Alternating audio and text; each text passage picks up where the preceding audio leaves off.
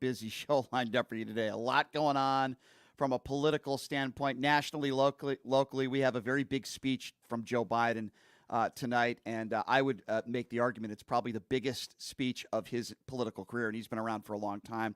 We're certainly going to break that down. We're going to talk about that. Marjorie Taylor Greene responding to a reporter. The way that MAGA Republicans seem to talk to reporters these days, we're going to talk a little bit about that as well. And Megyn Kelly just making some absolutely disgusting comments about E. Jean Carroll. Why is E. Jean Carroll, in this case, in the news again? Well, Donald Trump only has 2 days to pay up $83 million. Could his Mar-a-Lago, could he lose his sacred Mar-a-Lago? That could happen, actually. So we're going to be talking about that a little bit later on in the program. You might be watching on the Occupy Democrats Network, on social media, on my YouTube page, or you could be listening on the FM/AM dial, and we appreciate all of you doing so. Before I get to a preview of Joe Biden's speech tonight, I just want to get this out of the way to start. Now, anybody who knows me knows I call out Marjorie Taylor Greene a lot for just being a despicable human being in trailer trash, because that's who she is. She's accomplished absolutely nothing in her life. She has no education, and she took her family's business, and, she hasn't, very similar to Donald Trump in some ways. I do believe that Marjorie Taylor Greene is a white supremacist sympathizer, and she's a despicable human being and disgusting, just a despicable person. So it is interesting because she was asked by somebody who I would say was a very distinguished, respected British reporter about some conspiracy theories that she has stated in the past. And this reporter is absolutely right. The far right wing of the Republican Party is the party of Alex Jones. They're a conspiracist party, at least that part of the party. And I want you to listen to this exchange that she had with this British reporter. And can you tell me why so many people that support Donald Trump love conspiracy theories, including yourself? He seems to attract lots of conspiracy theorists. Well, let me tell you, you're a conspiracy theorist, and the left and the media spreads more conspiracy theories.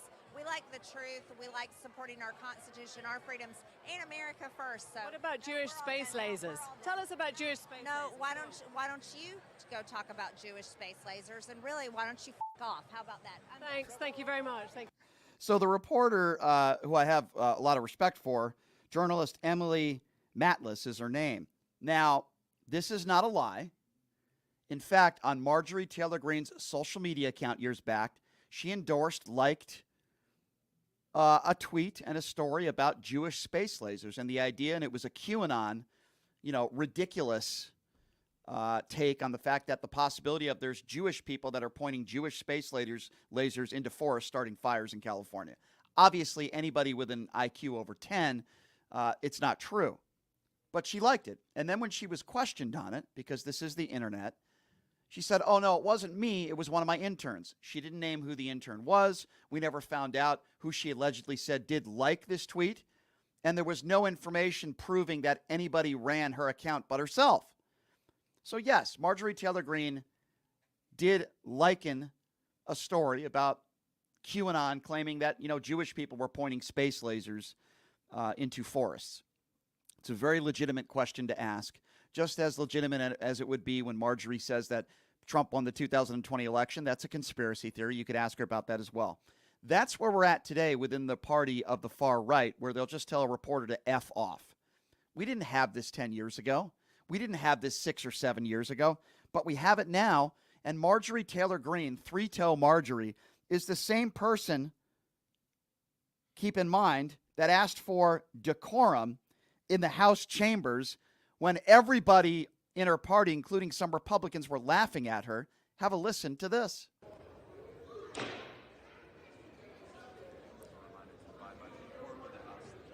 The members are reminded to abide by decorum of the House.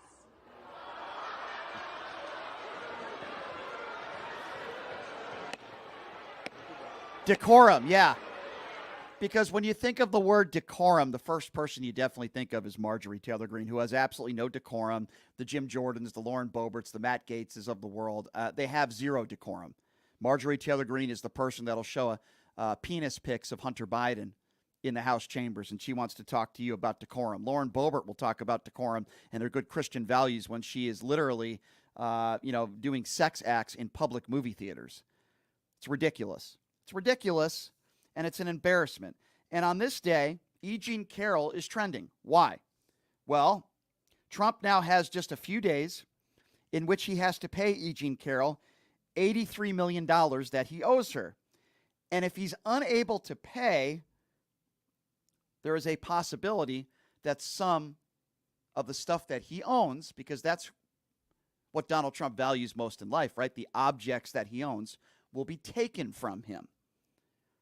Now, the orange turd has a couple days to do so. And Stefanik, and the audio is not very good, so I'm not going to play it, but Stefanik was asked about, why don't you believe E. Jean Carroll? And in this exchange, an NBC News reporter says, do you believe E. Jean Carroll? Stefanik says, no, of course not. The media is so biased. This is just another example of the media being out of touch. The NBC reporter says, it's not the media. It was a jury that found he sexually abused E. Jean Carroll. Because Stefanik, again, wears the Donald Trump knee pads, and she's a disgusting turd. It's not the media that found Donald Trump liable for sexual abuse. It was a jury. But again, these right-wing idiots who call themselves the law and order party, but then when it's Donald Trump that's in trouble with the law, oh no, it's the media. It's the media narrative. No, it's not. A jury of Donald Trump's peers found that Donald Trump sexually abused E. Jean Carroll. Your opinion on whether you believe E. Jean Carroll or not is completely irrelevant because a jury said that he did. But idiots like Stefanik, who wears the Donald Trump knee pads, wants to be Donald Trump's vice president so bad, will defend a rapist. What does that say about who these people are? And even if you don't believe E. Jean Carroll, as I've said time and time again, what about the 25 other women that have accused Donald Trump of sexual assault or rape, including Donald Trump's ex-wife, in court documents in a deposition when she was under oath and said that her husband at the time raped her? Don't believe E. Jean Carroll. You don't believe Donald Trump's ex-wife, who, by the way, was under oath. You don't believe the 25 other women that have accused him of sexual assault or rape, even though it was Donald Trump that bragged about sexual assault. Even though it's Donald Trump that's cheated on multiple spouses and on unprotected sex with a porn star months after Melania had Barron. All this stuff accumulated and added up. But another person who doesn't believe E. Jean Carroll, who I hope is sued, by the way, is Megyn Kelly. Megyn Kelly is despicable, and she's continuing to try to say things, controversial things, to get her voice more out there, right? And again, this is the guy who Donald Trump said blood coming out of your eyes, your nose, or wherever. Listen to this clip of Megyn Kelly attacking E. Jean Carroll as a woman, even to be doing this is so beyond the pale despicable. Have a listen to this. She is giggling on every single show about her alleged rape and how people think rape is sexy, and she didn't really think she was raped. And anyway, they came up with this really good idea to go after Donald Trump because he's a terrible man and he changed the abortion laws, and we really have to get him. And now I have all my money and I'm going to take Rachel Maddow to France and we're going to work on women's rights, which basically, as far as I can tell, means just the ability to kill your unborn child. And the woman next to her, who was her lawyer for the whole thing, she's going to help her because she's also a woman's right advocate, unless you happen to be a Democrat complaining about former New York Governor Andrew Cuomo. Let me be very clear on this. Megyn Kelly should be sued. She's a liar and a pig. E. Jean Carroll never giggled about being raped. That is a lie. She also never said, quote, she didn't think she was raped. That's also a lie. Now, E. Jean Carroll maybe made some comments that a lot of people maybe wouldn't make about rape. E. Jean Carroll was asked at the end of an interview, Rachel Maddow asked her, what are you going to do with all the money? And while this was a very serious interview, the final minute of the interview, she was laughing a little bit and made a joke and said, well, maybe we can go shopping. But Megyn Kelly won't give you the context of the interview. And Megyn Kelly, and I don't even know if she really believes this because she knows who Donald Trump is. But when you blatantly lie on television and you are a mouthpiece for far-right idiots like Megyn Kelly is, Donald Trump defenders, they believe you. Let me repeat, E. Jean Carroll never giggled about rape. That's a lie. She also never said that she didn't think she was raped. That's also a lie. These are the types of people in the media that wear the Donald Trump knee pads and support Donald Trump. They laugh about rape. Some of them don't think that you should be allowed to vote if you're a woman. They attack black people every opportunity they get. They don't want the country to look like anybody else but them. They have white privilege. And while all this stuff is going on, there are locals here in the state of Nevada, Republicans, Trump supporters, those who are supported by some Republicans in this town, who are in trouble with the law. Dan Redimer being one of them. If you don't know who this man is, he ran for Congress as a Republican, endorsed by Donald Trump. He's been charged with murder. Somebody who's been on this show, and nobody knows who he is nationally, so I'm just going to take a couple seconds to talk about. Nephi Kaliki is his name, or the name that he goes by, who's done this show a couple times. Allegedly, he was a CCW. He had the permit and he was an instructor. But now we're learning that he was arrested because he never had the permit. This was a guy who made national news because he made racist comments, thinks he's a comedian, about minorities and guns. That made national news. And there were some political candidates there that were embarrassed by the words that he used. Well, it turns out now he was arrested. Wasn't even a CCW, didn't even have the CCW certificate. But these are the kinds of people that Republicans surround themselves with. I'm not saying that there are no Democrats out there that are criminals. Certainly. But has Joe Biden endorsed any of them recently? Donald Trump endorsed this guy, Dan Redimer, who used to be a wrestler, ran for Congress, and was just arrested for murder. Now, do I hear all these right-wingers out there talking about this, about how Trump endorsed this guy? No, of course not. Of course not. You won't hear that stuff.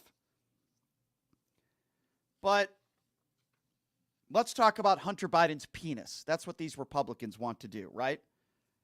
That's what they want to talk about. They want to talk about Hunter Biden and the $50,000 that he received from Burisma.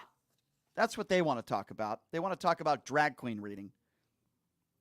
Now, I have some opinions of what I think Joe Biden should do tonight in his speech. But before I get to that, I do want to give Mike Johnson a little bit of credit. It's hard for me to do so, but Mike Johnson is calling for House members to turn down the temperature. He doesn't want disrespect at the State of the Union. He says, I do think we need to get back to decorum and respect in the institution, and I've been trying to model that myself. Well, I would argue that a little bit. He went on to say, I'll probably disagree with almost everything President Biden says tonight, but we have to respect the institution and respect the people and have an honest dialogue about how to move forward, and I think we can in the days ahead. I agree with that sentiment, but I can tell you, Mr. Johnson, it's not going to happen.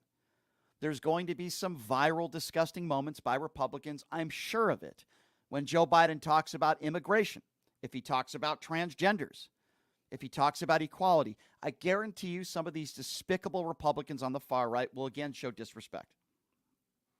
Now, listen, I think it's a little bit ridiculous. I'll be honest with you, and I'm going to speak in general terms now. With the standing ovations in these addresses, I don't even think it should be allowed. I don't think there should be any clapping at all. I just think let the president speak, no matter who it is, and then you can clap at the end of the speech. I don't like the interruptions. Here's what I think Joe Biden should do tonight, and I'm echoing some of the sentiments of Joe Walsh, who did the show this week. I don't think it should be a very long speech. I think it should be very short and very concise. No smiles. And as Joe Walsh said, no games. Give me 15 minutes of truth. Give out your positive economic statistics, even though Republicans don't want to hear them. Give out the facts. Talk about maybe some tough executive actions that you want to put forth when it comes to the border. Call out the GOP. from walking away from this border deal. And I think Joe Walsh is correct when he said, let's read the names of all the Ukrainians who died that day defending their sovereignty because they don't have ammo. I think that's really important. And then talk about our democracy being under attack by Donald Trump. Describe that. Make it clear that as the United States of America, we are better than this. And then talk about convincing the American people that our democracy is certainly worth saving. Then that's it. And as Joe Walsh put it, drop the mic, say goodnight, no smiles, don't shake any hands, walk through the aisles, and leave. Be very serious. Show some anger. That's okay. Show a sense of urgency. Leave. Now, something I will add to that, and Joe Walsh is 100% correct, something that I will add to that is I think you should bring up Nikki Haley's name. I think you should welcome her with open arms, even though there's a lot of disagreements between Democrats and some of the things that Nikki Haley stands for. I think you should stand up and say, I would never say the things about you and your family that Donald Trump said. Your husband's a hero, which, by the way, he is, serving overseas. And I welcome you to join the discussion and come to the White House and let's have a conversation. I think that would be great. Call out Donald Trump for his attacks on our democracy. Welcome certain Republicans to the White House. Talk about Ukraine. Talk about immigration. Name the positive economic stats in your administration and where we are today compared to where we are several years ago. And that's really all Joe Biden needs to do. Now, do I think that's going to happen? I think some of those things are going to happen tonight. I don't know if all those things are going to happen. We are going to have, I guarantee you, we are going to have some viral moments that I'm going to be playing tomorrow. I guarantee you this. And guess who's joining us tomorrow to talk about it? Representative Eric Swalwell will be joining us on the show tomorrow at 12:30 Pacific time to talk about the State of the Union. No better person to talk about it than him. I would be shocked if a Lauren Boebert or a Marjorie Taylor Greene or any of these morons, maybe even Rashida Tlaib, I don't know, I hope not, embarrass themselves and disrespect our president during the State of the Union. Let me be very clear on this. As much as I hate, and I don't use that word loosely, hate Donald Trump, the human being. I hate him. I did not want to see Democrats, disrespecting him during the State of the Union. I never wanted that. And I don't condone that sort of behavior. But it seems to be happening on the right. And I do appreciate the fact that Mike Johnson is asking them to, quote, turn the temperature down. Don't think it's going to work. I certainly don't think it's going to work. But again, we'll have to wait and see what happens tonight. But I'll tell you this much. It's a very important speech. I'm not going to downplay it. The world is watching, and this could have ramifications on what happens in November. I'm not going to sit here and lie to you. This is a really important speech, and I think it's probably one of the most, if not the most important speech in Joe Biden's political career. And again, he's going to talk about the economy. Of course, we know that. He's going to call for higher taxes on corporations and the wealthy. He'll push for lowering health care costs and the cost of prescription medications, and I'm all for that, by the way. And again, I like the fact that the House Speaker is asking for decorum. I think that's more than McCarthy ever asked for, so I do appreciate that. The Alabama Senator, Katie Britt, will be delivering the Republican response to Biden's address, but here's the funny thing. It probably won't even be live. It's probably already a pre-written speech that'll be pre-recorded, just like Sarah Huckabee Sanders did last year. Despicable. So here's what we are going to do, and I want to hear from you because we have all sorts of different people calling into the show. I don't care whether you're a Republican or a Democrat when I ask you this question. Although some of my Republican friends who call into the show do struggle to answer direct questions. But I'm going to ask all of you one direct question, which is this. What do you want to hear from Joe Biden tonight? You could be a Trump supporter until the cows come home. I want to know, what do you want to hear from Joe Biden tonight? What do you want to hear him say? What do you hope he says? What do you think he's going to say? What do you think he should say? This is a very important speech tonight. And again, I'm not over-dramatizing it. I really do believe it could have some ramifications on what happens in November, whether he gets reelected or not. I want to hear from you, Republican or Democrat, Joe Biden supporter or Donald Trump supporter. What do you expect from him tonight? What do you want to hear from him tonight? Two separate questions. What would make you change your mind tonight? What can Joe Biden say if you're a Donald Trump supporter that maybe you would support him, or vice versa? Is there something that Joe Biden could say tonight that could rub you the wrong way and you would vote for Donald Trump? Here's the number, 702-221-7283. And again, that number, if you'd like to be a part of the conversation, that number is 702-221-7283. 702-221-SAVE. There's a reason why they call Pushing the Limits the most interactive certainly in Las Vegas, that's for sure. And we want to hear from you. And I want to hear what you have to say. What do you make of what Biden should say tonight? What do you think he will say? And what can change your mind, if anything? 702-221-7283. We're going to take a 90-second break, and when we come back, we will take your calls. We'll be right back right after this. You're listening to Pushing the Limits right here on KSHP. My name is Hunter Kane, and I'm talking with you for a call to action for our veterans in Clark County. Who is Hunter Kane? Well, I'm a decorated combat veteran, veteran community leader, and candidate for Clark County Commission.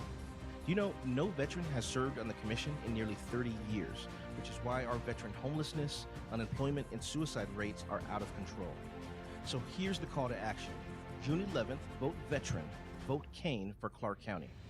Let's rally behind someone who's been in the trenches, who knows the sacrifices, and who's committed to making a real difference. Join the campaign by searching Elect Hunter Kane on social media or go to www.electhunterkane.com.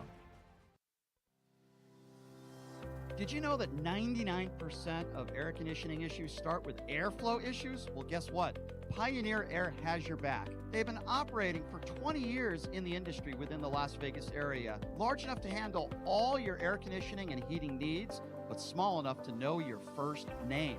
Pioneer Air focuses on preventative care, much like wellness checks for humans. They believe in wellness checks for air conditioning and heating systems to extend the life of the system you own. So what are you waiting for? Schedule your wellness check with Pioneer Air today. The number to call is 702-831-4840. Here's the best news. Mention this ad and you'll receive 10% off. Call Pioneer Air today. 702-831-4840. That number again, 702-831-4840. Voters want safe gun reform, ban military assault weapons, including AR-15s, have universal background checks, and red flag laws. I am Eva Chase, a candidate for Nevada State Assembly District 16, U.S. Air Force veteran, college graduate, progressive independent candidate, fully transitioned transgender woman, former lieutenant governor candidate for Nevada in 2022, where I received 7,212 votes in the Democratic primary. Follow me on Facebook, X, Instagram, TikTok. Donate to my campaign bot fun account and stay progressive. Who would have thought there'd be so many kids playing ice hockey in the desert? Jake Helb's Hockey Foundation and the Las Vegas Ice Warriors, founded by Gina Yusufzai 8 years ago, made it possible for families who can't afford the equipment and fees. Donate today at www.hockeyforkids.org and help us continue making a difference. Join us in supporting Jake Helb's Hockey Foundation and the Las Vegas Ice Warriors, where every kid gets a shot at the starting line.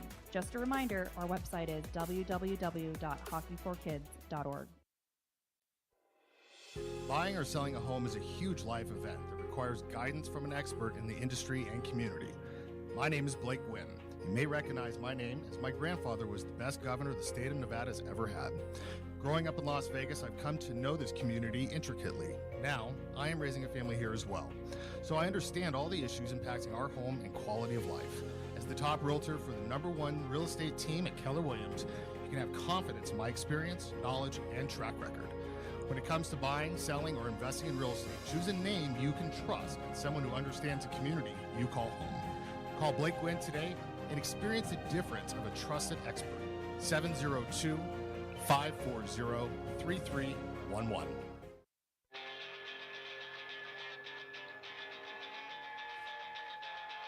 All right, welcome back. It is Pushing the Limits on a Thursday. This is a big night for Joe Biden, and I would argue a big night for Democrats. I think it's the most important speech in his entire political career, and we know he's been doing this for a long time, but I think it could have ramifications come November. Do I think there's a lot of people that are going to change their minds on Trump or Biden because of this speech? Maybe not. But I think Biden needs to speak to the independents out there. He needs to speak to the reasonable Republicans out there. Yes, there are reasonable Republicans out there. I happen to know some of them personally. And a programming note for you. Obviously, Eric Swalwell will be there. And we're going to get reaction from him tomorrow. Representative Eric Swalwell will be joining us on the show tomorrow. So we're certainly looking forward to that. And I want to take your phone calls on this. It doesn't matter whether you're a Trump supporter or a Biden supporter when it comes to this question. What do you want to hear from Joe Biden tonight? What do you think he's going to discuss? What do you want to hear him talk about? And I want to hear from you. Is there, if you're a Republican or a Trump supporter, is there anything Biden can say tonight that might change your mind and say, geez, maybe I'll vote for Joe Biden?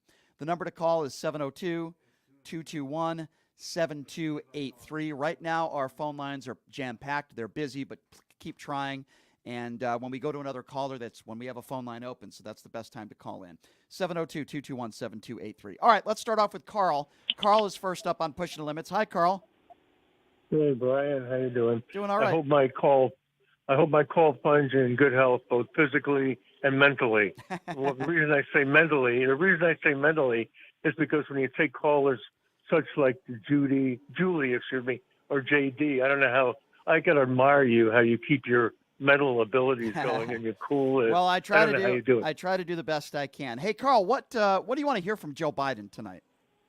Well, here's what I want to hear. Just the opposite of what we always hear from Trump. I want to hear the truth. Yeah. And the truth is definitely how the country is doing from when he took over from Trump. The stock market is up tremendously. My 401k is doing great. The highest unemployment rate in 50 years. Everything is really going, and he should push that a lot. How things are going good right now. Just tell the truth. Not like Trump, who wants to have meetings with dictators like Erdogan and Mar-a-Lago, or get out of the UN, or things like that, or bend over to Putin. You know, he's got to show these things.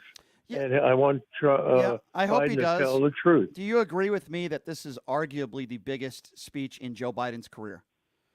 Oh, definitely, because this is the State of the Union, and he's got to show what he's done. Well, Carl, here's And what I do on this show, Carl. I get reaction from people, so we're going to see what happens tonight, and you call back tomorrow, and I want to get your reaction to your thoughts on it. Sound good? You got it. Thanks, Carl. Good to Take hear care. from you. Thank you. Bye. 702-221-7283 is the number to call. Let's go to Shay. Shay is next up on Pushing the Limits. Hi, Shay. What's going on? Not much, getting ready for this State of the Union address tonight. Mm-hmm. I want something different. I kind of want this to be a little bit of a campaign speech, because I think he needs to try to bring in, not just like you said, those moderate Republicans, but he also needs to try to get in these progressive voters. Right. And right now, I don't think Donald Trump is the biggest threat right now, Brian. I really look at the Supreme Court. I think he needs to say they're going to be right sitting in the front row. Yeah. I think he needs to call for Supreme Court reform in front of their face, because if we looked at this first 3 years, the Supreme Court is pretty much the reason why he hasn't been able to get a lot of legislation done. I agree. I don't know if some Democrats wanted to be that divisive, but I can tell you right now, nothing would make me feel. Listen, I don't disagree with you. I'm just saying nothing would make me happier if he stared right at Clarence Thomas and said, "We need to hold our Supreme Court justices accountable, especially when some of them might have been involved with the January 6th insurrection." I would love him to say that, but he's not going to. You know what, Brian? He also need to be talking about those Democratic lawmakers, especially in the Senate. I would start making, I think we can agree on this, Brian. The one thing I do like what Donald Trump does is that he puts out primary threats to people that are not going to get that are kind of against legislation that he wants to pass. Well, he's a And bully. I really think He's a Joe bully. Biden- But I think sometimes, Brian, you got to be that way in order to get your legislation passed. I firmly believe if there was Supreme Court reform, that is widely popular with the American I'll people. tell you, though, And I hear what you're saying, but hear me out on this, right? I think the most important thing tonight for me is you need to put the blame on this border bill that will not pass because of GOP, Trump Republicans. Put the blame on them and put them on notice. I think he needs to hit that home because there's so many moderates and people even in the middle in this country that are blaming Joe Biden for all the issues at the border. I think he needs to put Mike Johnson and the Trump Republicans on notice here about this bill, and I think he will do that. I think that's really important. You know what, Brian? I when I think about the border, I just think, I really wish most of these Republicans and most of those Republican lawmakers would just say the quiet part out loud. Just say you just don't want black and brown people in this country. Well, I think Because a good portion of them do. I'm not going to say all of them, but I would say some of them certainly. If you would have told me you're going to be consistent and say this about the northern border as well, then I'm all for it. Right. But this is a party that knows that they can't win with just one race anymore. And they've got to expand their base. And they haven't expanded their base because their policies and ideology doesn't reflect on today's American society, especially the demographics that we have going. Well, that's obvious, and I agree. That's obvious. Thank you, by the way, for the call, Shay. Good call, and I agree with you. I think that that's the reason why Republicans don't win the popular vote. They've lost 6 of the last presidential election popular votes. I mean, that's why. Because their values or what they believe in, whether it be abortion or health care, you name it, I'm sorry, but it just doesn't transcend with most of the American people, and it's the wrong messaging.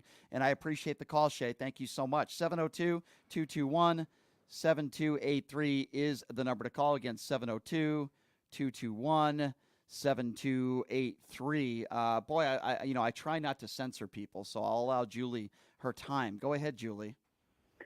Okay. Hi, Brian. Would you like me to speak to a specific topic or what is on my mind? What do you prefer? Well, when people call into the show, I prefer people stay on topic. So what do you want to hear from Joe Biden tonight? Okay. Honestly, I want Joe Biden to speak, to say that he's the responsible one for the border because he removed Julie, the that's not a serious thing that you just said. Okay, that's like asking Donald Trump during his State of the Union to say that he's responsible for COVID. Okay, that's not a common sense answer. Okay. First of all, that's not going to happen, and it's not true. Okay, we've had issues at the border for decades and decades. Okay, Julie. So let's try to get an answer out of you that has some common sense to it, okay? And what you're saying is absolutely not true. Joe Biden is not solely responsible for issues that we have at the border, and I've given you many reasons why for that. So give me something else that is a little bit more reasonable because that's not going to happen. Why Biden removed the executive order 13768? Why, Julie? Why? Okay, so the question wasn't about a policy disagreement that you have. The question was, what do you want to hear from Joe Biden and tonight? And all I've heard from you is he needs to say he's fully responsible. Hold on, Julie. That's what I want to hear. Julie, do you why do I always have these conversations with you? Julie, do you understand how the economy works? Do you understand where the statistics are? Do you understand where inflation is? Do you understand where gas prices are right now? Do you understand where the unemployment rate is at right now? Clearly you don't, because if you did, you wouldn't be making those statements, Julie. Do you know that we've had the lowest unemployment we've had in 50 years? The NASDAQ is way up. People's stocks are doing better than they were 5 years ago. People's 401ks are better now than they were 5 years ago. So when you make statements like that, Julie, I don't know where you're getting your information from. Is your husband there? Can I talk to your husband? No, my husband is not. That's too bad. I enjoy talking to him. That's too bad. Have you been to the groceries recently? How much do you pay for? No, rent? Julie, I'm not. I'm going to answer. I don't know what. I'm going to answer the question. If you'll man. shut up, I'll answer your question. I'm not Dr. Oz, and I'm not Donald Trump. Yes, I actually do go to the grocery store. Now, you don't know how the economy works, clearly. and you don't know anything about inflation, because if you did, you'd look up the statistics, and they're around 3% right now, give or take. See, you keep talking, and you don't listen to me. Okay, Julie? You don't listen. But while you want to complain about how much your eggs cost, I want to ask you a question now, Julie. Have you donated money to the Donald Trump campaign? Have you donated money to the Donald Trump campaign? Have you bought the Donald Trump sneakers? I have worked Have you? very Oh, okay. So hard you're an to immigrant. So Donald Trump makes fun of people like you every day. Julie, answer my question. Julie, I can't have a conversation. Julie, I can't have a Julie, I can't have a pot her down. Don't do. Julie, I can't have a conversation with you if you don't listen to me and answer my questions. You just complained about the economy and how much your eggs cost. Julie, have you donated any money to the Donald Trump campaign?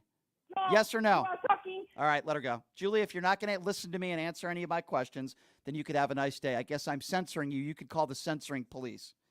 What a dope. 702-221-7283. Was that an ad hominem attack? Her husband might be calling me about an ad hominem attack. 702-221-7283. Let's go to Susan. Susan's next. What's up, Susan? Hey, I just wanted to say that, I really want Biden to talk about what he's done, to really strongly talk about what he has done since the Trump administration. I also want him to talk about what he's going to do about the border, because that is what's on a lot of people's minds, and Sure. and it needs to have some address. Yeah. Yeah. People keep talking about this executive order and things like that. I don't understand those things, but I'm so not I an just expert, learned. I but- learned from some insiders that he will not be talking about any executive orders today in his speech. Again, though, I agree with you. By the way, he needs to talk about the border more.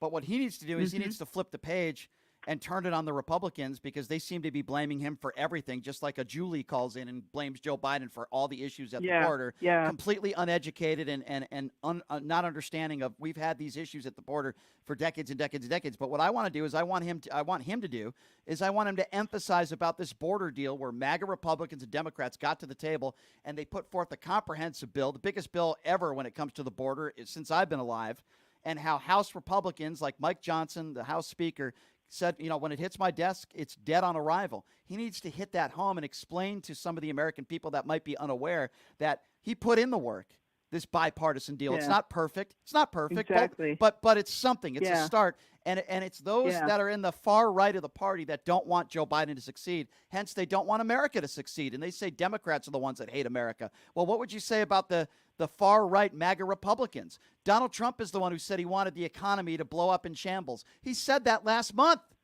So I mean, I know. I mean, I know, and they'll just say, "Well, he was just kidding." Right. Right. Just like injecting yourself with disinfectant. He was just kidding when he said that. Yes, Brian, he you're was not just giving the kidding. context to it. Yeah. Well, people did it. Right. I mean, E. Jean Carroll is trending today. The reason why E. Jean Carroll's trending is because Trump has to pay up within a couple days. And if he doesn't, they're probably going to seize some of his property. And nothing Donald Trump will hate more than that, because he cares more about the objects that he owns than anything else in his life. So take everything. He does. Take Mar-a-Lago. Take everything that bastard owns. Yeah. Take it all, as far as I'm concerned. Take everything except the clothes on his back, because we don't want to see that. Yeah. We don't want to see that at all, do we? Yeah. No. You also asked if there was anything that Biden could say or do that would make me vote for Trump, and I have to say absolutely not. Yeah, I mean, I don't think Joe Biden's not the kind of guy that's get up there on a stage and say something racist or homophobic, right? Obviously, that's not going to happen. It's not out of the realm for Donald Trump to make a statement like that, because he does on a regular basis. But I hear you when you say that. Obviously, I'm in your boat, and I feel the same way. That doesn't mean, though, that I could be disappointed tonight, right? I want him to hit home and hit Republicans for not passing this border deal. Yes. I want him to talk about all these innocent people in Ukraine that are dying every day because of Vladimir Putin. I hope he brings that up. And I don't think he's going to do this, Susan. I don't think he's going to do this, but I want him to do this. Bring up Nikki Haley. I do too. You need to bring up Nikki Haley. This is an opportunity. Mrs. Haley, Nikki Haley, I will never disrespect your family and disrespect your husband's service to this country like Donald Trump did last week. Please join me. You don't have to support me. You don't even have to vote for me. But I invite you to the White House. Let's have conversations. We're not going to agree on everything, but I respect your education. I respect you and your career, and I respect the hell out of your husband. And if he does that, I'm telling you that these Nikki Haley supporters, and there's quite a few out there, they will vote for Joe Biden. I wish he would do that. I wish he would do that tonight. Yeah. You know? I wish he would too. Yeah. I wish he would too. We'll see. And I want you to call back tomorrow, and I want you to tell me your thoughts on the speech, okay? Okay. I appreciate your call, Susan. Thank you so much. You have a great rest of your Thursday, all right? Thank you. Thank you. 702-221-7283 is the number to call. I believe Dylan is next on Pushing the Limits. 702-221-SAVE. Hi, Dylan. Hello, everybody. I would like to hear Joe Biden explain why he overturned Title 42 when it was working so well. Well, I don't know if he'll be bringing that up, but I can tell you that Can I ask your opinion? Why do you think he overturned something like that when it was working so well? Well, it's hard for me to get into Joe Biden's mind. But if you, I can get into his mind, Brian. Okay. I'm sorry to why interject. why do you think? Because the more of them that come in, the more of them vote Democrat. Not and true. They will keep power. Not true. Here's why. Very true. No. Here's why. Very true. Here's And not. I'll tell you what, Dylan. Brian, Dylan, let me respond to that. Brian. Dylan, let Yes, sir. Go ahead. let me just respond to that, and then you can continue. Yes, sir. If you are undocumented in this country, you're not allowed to vote. So that doesn't make any sense. What do you mean, nah? Tell me where. Okay, don't come on, man. Me. It's a fact. Tell me where in this country, if you're illegal, some people use that term and don't like it, but I'll use it here, that you're allowed to vote for Joe Biden. Tell me which You're state. not allowed to have automatic weapons either, but they get them. Too, Okay. don't they? Tell me. Okay, so you're saying even though it's illegal for somebody undocumented to vote, you're telling me it's going to happen millions and millions of times. Dylan, you're not making any sense at all. Let's go back to my initial question. Why do you think he overturned Title 42 when it was working I will try to to answer it the best way that I can. And by the way, I don't think Joe Biden's done a great job with the border. I don't think Donald Trump did a great job with the border either. But I will say it was under control by 80%. Okay. So if you want to say it was under control, I can tell you that we had something called a global pandemic, and that's certainly part of it. Now, if you want to just blow that I don't aside, buy any of this, bro. okay, but I buy none of this. Okay, but you're making the claim that the reason why Joe Biden did this is because he wants illegals to vote for him, which is against the law. So your claim of why you think he does this makes absolutely no sense at all, because it is illegal for the most part for somebody who is not documented in this country to vote for the presidency. Brian, I'm driving and I'm going 39 and a 35. I'm illegal right now. They can work around that. You know that. So let me get this straight. You're comparing a citation and going 4 miles over the speed limit to somebody in this country illegally voting for the presidency. Dylan, do you realize how ridiculous that analogy is? All I know is no matter what you people think, say, or do, he will. Okay, so what do you mean by you? He will. Okay, so let me ask you a question, sir. What do you mean by you people? What category are you putting me in? I can tell you, you people are the people that are all that is wrong with this country. Okay, so what have I? You people know Okay, it. so what? Okay, so you're just making general statements. What do you mean by you people? And then he hangs up the phone. A coward. You see, when people make statements like that, you people, that could have meant anything. I mean, I don't know where he was going with that. But you see, when somebody makes a bigoted statement like that in nature, and then I ask them about it, they do what any coward would do and hang up the phone. That moron, and yes, I'm sorry to say, sir, you're a moron, comparing going 4 miles over the speed limit, a citation, and comparing that to somebody illegal voting for Joe Biden. Sir, let me repeat myself once again, because you sound like you're a little slow and probably a bigot with your you people comment, and then you hang up the phone like a coward. I didn't hang up the phone on you. I think I know where you were going with that, and Hillary Clinton called people like you deplorables. So I'm going to go the same way to you. You people, you bigots out there, some of whom call into this show and make ridiculous statements like that. He didn't allow me to answer the question. Maybe Joe Biden has a little bit of compassion. Maybe he understands, like this guy who called in clearly doesn't, that most of the people coming into this country, legal or not, are not bad people.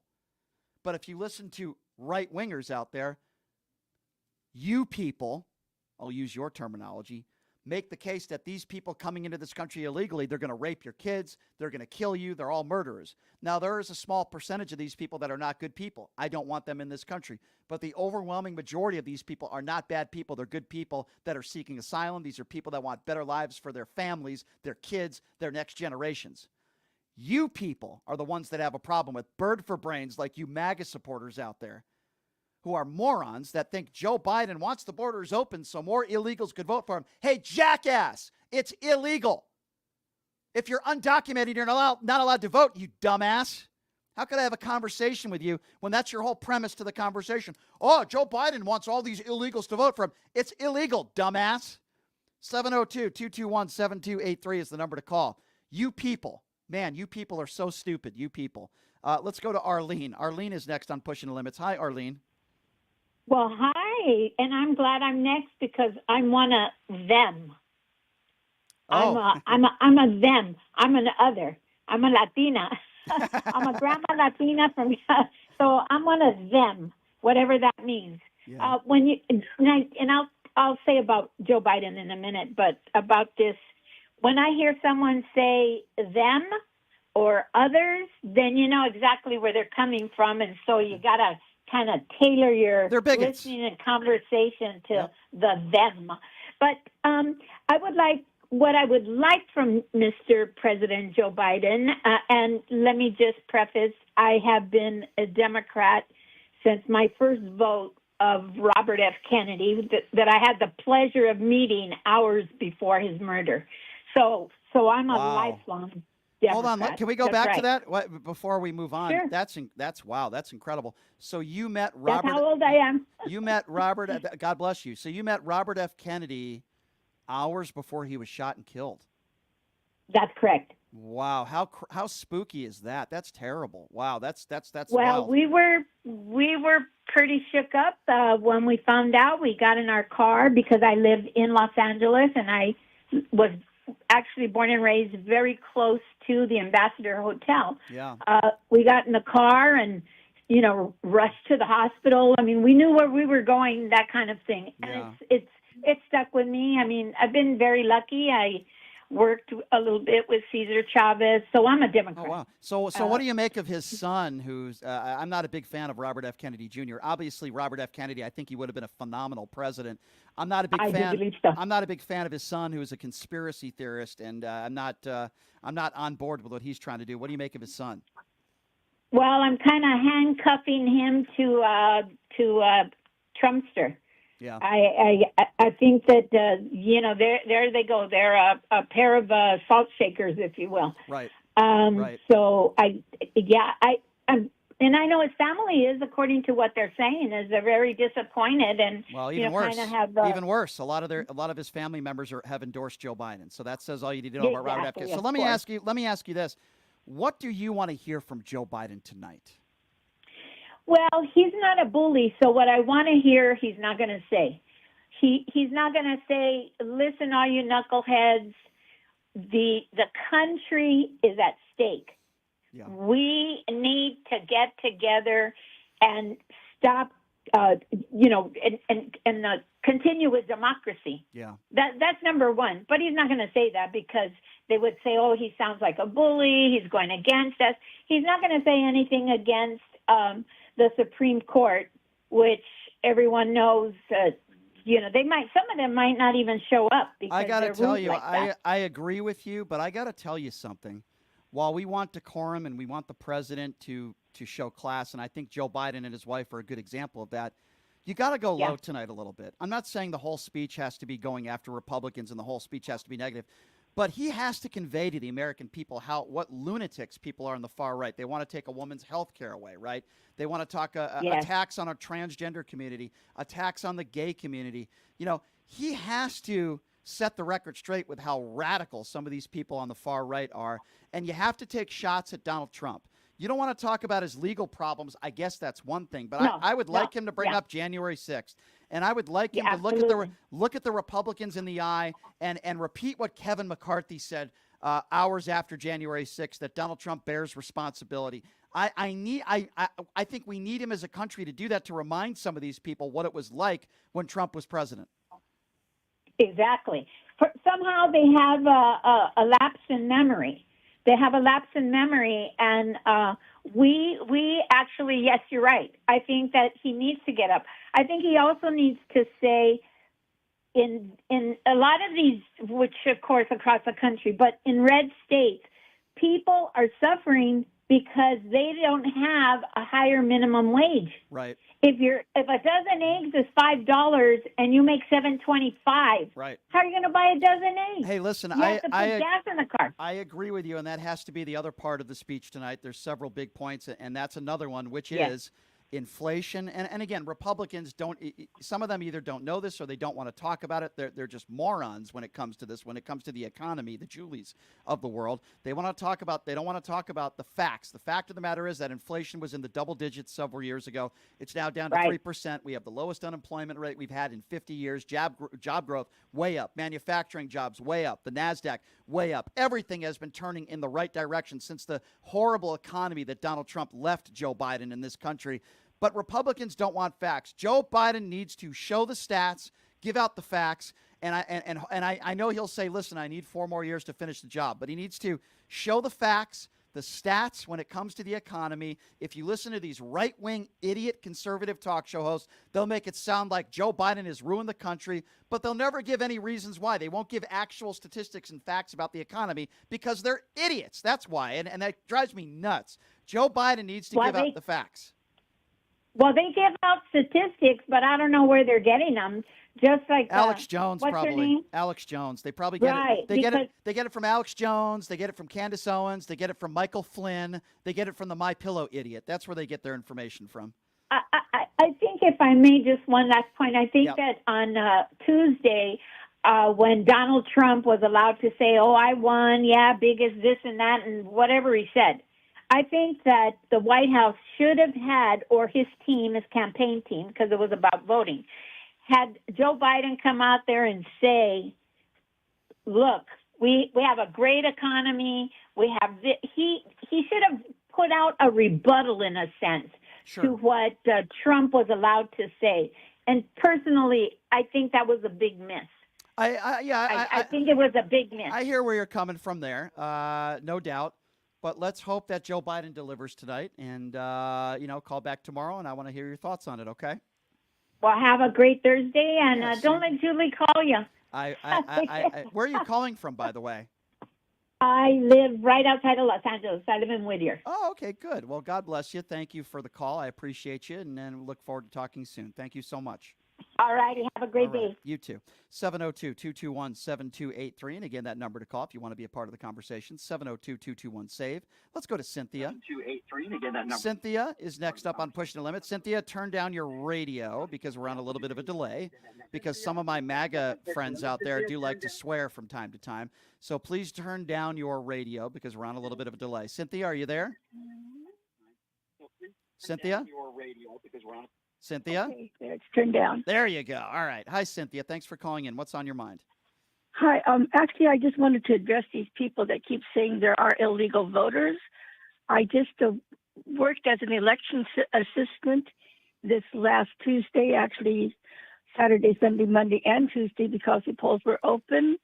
We totally check out everybody that comes in.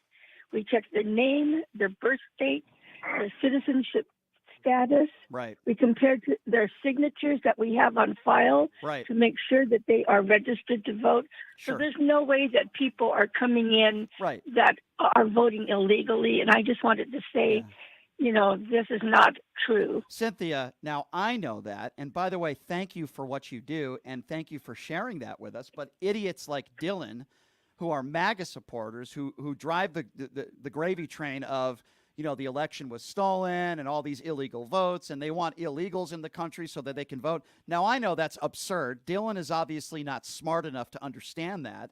And when we hear from people like you, if you're undocumented, you can't legally vote. So this idea that they think that Joe Biden intentionally wants millions and millions of undocumented people coming into the country illegally so he can win the election is ridiculous. It's a stupid, stupid conspiracy theorist idea, and it doesn't even make any sense.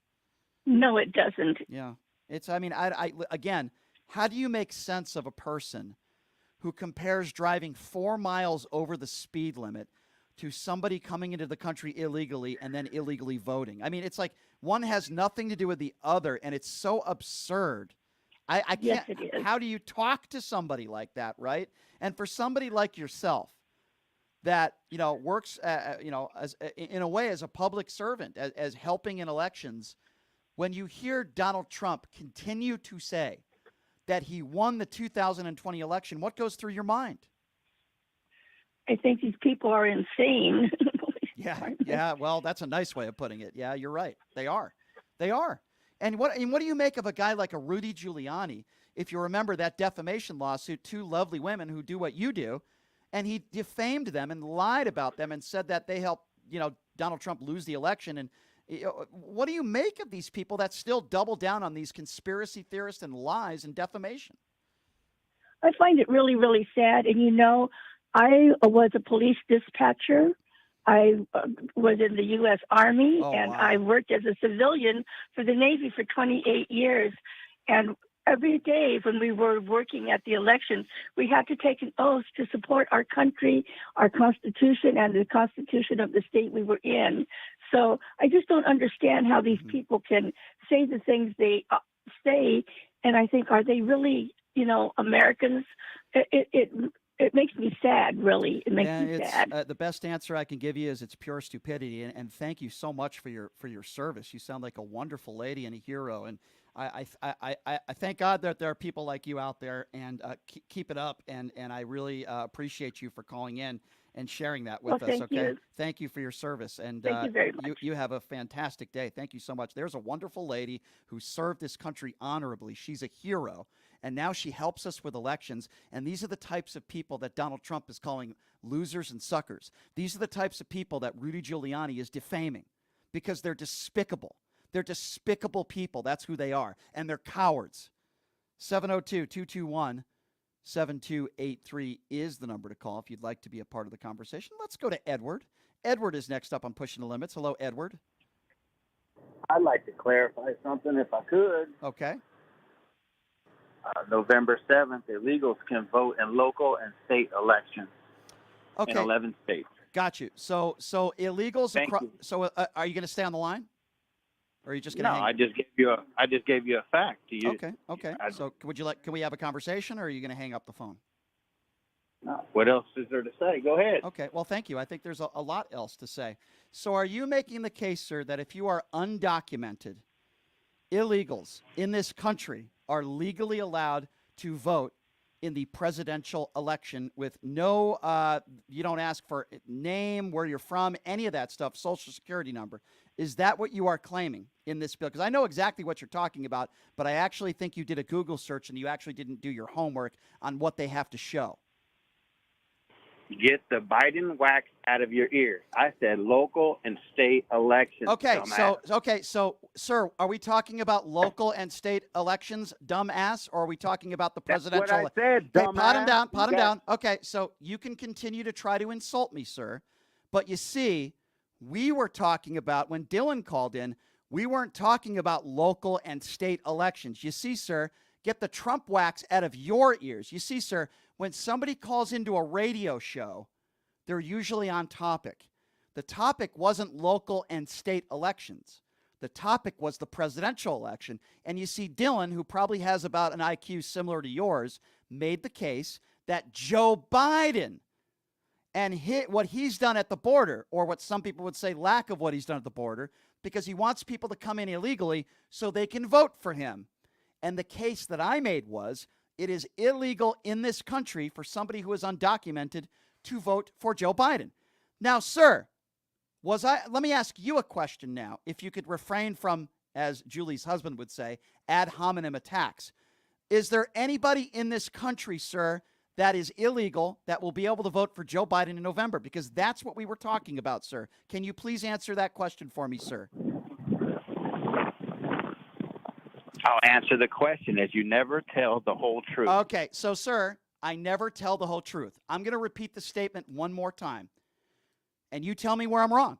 I'll give you the platform, sir. You can tell me where I'm wrong, where I'm not being truthful. The conversation the conversation was about the presidential election. Dylan called in. He didn't talk about local elections. He didn't talk about state elections. We were specifically talking about Joe Biden. In case you're unaware, he's running again, and he wants to be the president for another 4 years. So I'm going to ask you a very simple question, and it has nothing to do with local or state elections, which is what you brought up, not me. Can somebody illegal in this country vote for Joe Biden in November, yes or no? Clarification. He's letting illegals in to vote. Sir, I'm You're asking. the one that Sir, brought up Joe pot him down again. Sir, I need you to pay attention to the question. You seem to be struggling a little bit, and that's okay. I'll repeat it again. The conversation wasn't about local and state elections. It was about the presidency and Joe Biden and his policies at the border. My question to you, and it's a yes or no answer, even though you called me a name, I think we know who the dumbass is in this conversation. So I'm going to ask it now for a fifth time. Please answer the question, and then I'll allow you to continue, and you can ask me whatever you like, okay? I think I'm being very fair with you, even though you've already attempted to insult me multiple times. The question is, sir, and listen to the question very carefully. I'll ask it again. If somebody is illegal in this country, whether they came in illegally a month ago or a week before the November presidential elections, can somebody undocumented vote for Joe Biden in this country legally? Yes or no? No. Thank you for being honest. Now, sir, if you want to talk about state and local and state elections, I'm going to be honest with you now, even though we didn't bring this up. If you're illegal in this country, I don't think you should be allowed to vote local or state elections. So we probably agree on that, okay? We probably have some common ground there. But when the guy calls in Dylan and he makes the case that Joe Biden is doing this so he can win re-election, that's a lie. That's the only point I was trying to make. Now, what did I say? Because you said I was being untruthful. What did I say on this show today? This is another question for you. Thank you for answering my first question, even though it took me a couple of times. What have I said on this show that is untruthful? He said illegals were coming in to vote. If you would just clarify that they can No, vote for local no, and state. sir, You're that's the one not. that brought up Biden, sir, hold on, sir, hold on. You're wrong. Again, Dylan called in and he was criticizing Joe Biden for his policies at the border. He's the one who brought it up. And then he's the one who brought up Joe Biden, and he said Joe Biden was doing it so he can win re-election. Now, I'm sorry if you maybe misheard what the caller said, so I'm going to ask you again. What did I say that was mistruthful? You haven't named anything yet. Hello? Cat got your tongue? Bye-bye, dumbass. What? Bye-bye, dumbass. Bye-bye. Bye-bye, dumbass. Bye-bye. Cat got your tongue, sir? Brian, you're lying. Oh, really? What did I lie about? Oh. Silence is deafening, isn't it, ladies and gentlemen? 702-221-7283. Who do we go to? Let's go to Cheryl. Cheryl's next on Pushing the Limits. Hi, Cheryl. Hi, friend. What's up? What's I'm up, really Cheryl? enjoying your show. Thank you. Thank you. I'm glad we got rid of dumbass. Go ahead, Cheryl. I'm sorry. Go ahead. Well, okay. So I've been keeping up with you for a few hours here, and you're doing a really good job, and I appreciate it. Thank you. So a lot of people don't understand that Joe is not in charge of border security. I mean, it's Congress and the Senate who have to do all the work on that. Right. No matter what he wants, yeah. If they don't agree with him, they're going to say, no, no, no, no. Besides shutting the border down, I agree with you, and hence that's why I want him to talk tonight about the border and talk about how the GOP and the MAGA Republicans refuse to pass this bill. So, I agree with you. I wish he would tell the American people who's really making those decisions. Right. It's like they think it's the president, but it's not. No, you're it's right. Just not. And you know, Donald Trump is the one that told all these House, GOP members in the Senate to not pass this bill unless it's perfect. And as you and I know, there's no bill that's going to be perfect. Joe Biden and, even some MAGA Republicans, they went to the bargaining table, and I give them credit, and they put forth a bill where my girl Stenema in Arizona. Yeah. Yep. Yeah, I mean they bargained. They reasoned worked with one hard another. on it. Yeah, they did. And Langford is one of those that have been very outspoken about it. And I hope Joe Biden hits that home tonight. It's a really important topic, isn't it? I wish he would. Yeah. I really wish I he think would. he will. Because, I think he will.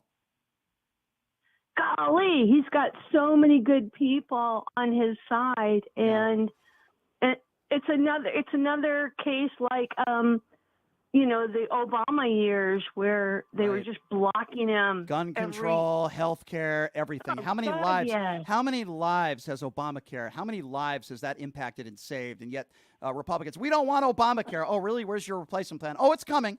We've been working on it for 15 years. It's coming. It's coming. Yeah, and so I just wrote you recently and just said, okay, how about quit selling guns to Mexico and the cartel? Yeah. I mean, that's where most of our gun money is coming from. Hey, I'm with you. So- I'm with you. And to be honest with you, Cheryl, I hope Joe Biden touches on all these topics, and I hope you'll call us tomorrow and give us your thoughts on what you thought about the speech, okay? Oh, sweetheart, I don't think he will, but I hope so. that everybody pays attention. I hope so. I know I will, and I know you will be as well. I appreciate your call. You call us back tomorrow, and I want to hear your opinions on the speech, and I appreciate you and your kind words. Thank you so much. Let's go to Sean. Sean is next up on Pushing the Limits. What's up, Sean? Hey, Brian. How you doing? Hey, doing good. Hey, I'm a long-time first time. Oh, cool. I like that. Thank you. Going back to the JD days. Oh, boy, don't remind me of that.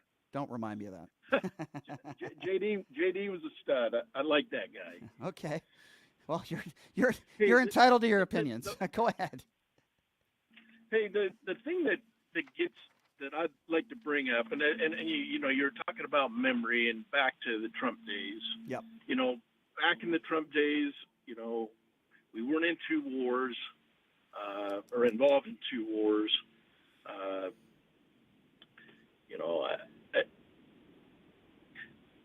We had better border control, even with Trump, and I think that's what that's the bottom line for me, and I think that's probably the bottom line for a lot of your listeners.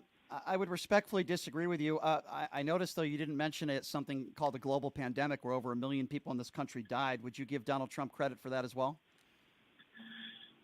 No, and I don't want to go down that path. I mean, okay. Well, let me ask you a question. Let me ask you a question. I think he did the best he could. You think he did the best he could? All right. Well, let's talk about that. I respect your opinion, even though we disagree. But when you say you think he did the best he could when he took coronavirus press conferences and turned them into campaign rallies, attacking Joe Biden and Democrats and talking about injecting yourself with disinfectant, I don't. You sound like a nice guy. I'm not sure you're being genuine when you say you think he did the best job that he could. He made it political. He wants credit for Operation Warp Speed, and then he took the vaccines privately with his family. If you want to talk about wars, he left us at a war, but then ironically, during the Trump administration, China created this global pandemic. All I'm saying is, sir, you can't have it both ways, and I'm not going to blame Joe Biden for Ukraine and Vladimir Putin, who is an evil, murderous dictator. I'm not going to blame him for Hamas. I mean, I'm not sure what policies you think created a bunch Hamas that has been, by the way, around since the mid-1980s, and blame Joe Biden for the massacre that took place in October. I'm not there with you, sir. But you can tell me why you feel that way. Yeah, no, I just, I like what Trump says, like we're not going to be in any wars. He wants to get us out. And that's, to me, is refreshing. That's all. So why won't he ever call Vladimir Putin an evil, murderous dictator then? If you like what Trump says when he okay, let me ask you this. Let's go with that. And again, I'm glad you called in. I want to have these conversations with people like you. When Donald Trump talks about the possible execution of General Milley, when Donald Trump is the same guy who refuses to call Vladimir Putin anything at all, doesn't even call him a dictator, let alone an evil dictator, when he says he wants to rip up parts of the Constitution, These are things he said in just the last couple months. So when you say you like what he says, is it fair to say you're just kind of picking and choosing? Because he says a lot of horrible things too. Can we agree on that? Yeah, but I guess it's what I'd like to hear. That's it. Okay, so let me ask you this. If he says what you like to hear, let's go back to 2016, because I say this respectfully, I think a lot of people were duped. If you remember when he was running against Hillary Clinton, he did say what you like to hear. What did he say? We're going to build a wall and Mexico is going to pay for it. He didn't build a wall. 16% of it was built and Mexico didn't pay for it. He also said what you like to hear, which is we're going to lock up Hillary Clinton. I'm going to hire some special prosecutors. He didn't do either of those things. Wouldn't you call that policy failures? So wouldn't you rather somebody say something and actually do it than rather somebody say something because it's what you like to hear, but he doesn't do it? Yeah, I hear what you're saying. And yeah, the wall didn't get done. I mean, he was trying to get it done, but now that's behind us. So I believe in walls. If you ever try to get into Canada, I mean, it's tough. Is it fair to say it doesn't matter what Joe Biden says tonight, you will be voting for Donald Trump? Is that a fair thing to say? Oh yeah, definitely. Can I ask you this? May I ask you another question, if I may? Because listen, there's a lot of people like you out there. You're not the only one. Are you, if you don't mind me asking, sir, are you like a family man? Are you a married man? If you don't mind me asking that. Oh yeah, married. Okay. Yeah, married. I've got good. Married kid. Good. And I'm going to assume, because you seem like a very nice guy, that you're probably a really good father and a really good husband. Is that a fair assessment of you? I try. Yeah. Okay. And I'm sure you are. So let me ask you this then, and I think you know what I'm going to ask. When a man is a liable sexual abuser, proven in a court with a jury, and you have 25 other women that have accused him of sexual assault or rape, including his ex-wife, when he attacks our military, says he doesn't respect John McCain because he was captured, calls members of our military losers and suckers, facing 91 felony counts, being the good family man that I will assume you are, how do you support somebody like that as much as you don't like Joe Biden's policies? Yeah, I don't like it. Honestly, I don't like it. But what I do like is the change. It's the change I like. Yeah, I mean, maybe I am a horrible person. I didn't say that. Thinking that way. I didn't say that. But I do. I want the change. And I have military in my family. They all support Trump. They lifetime retired. I'm not, and listen, they're entitled to do that, and I would never disrespect their service to this country. They're all heroes, I'm sure. But when somebody dodges the military multiple times and calls your friends suckers and losers, I don't know how anybody can support the man. That's just my personal opinion. Yeah. Hey, listen, Okay. I want to talk to people like you. I want to try to understand because you seem like a very nice guy, and I appreciate you calling in. I would love for you to call in tomorrow and tell me what you think about the speech that Joe Biden's about to make. Does that sound fair, sir? Yeah. I just moved out of Las Vegas, moved up to Utah. All right. So, so it's a little bit different, but I found you on the internet. Oh, good.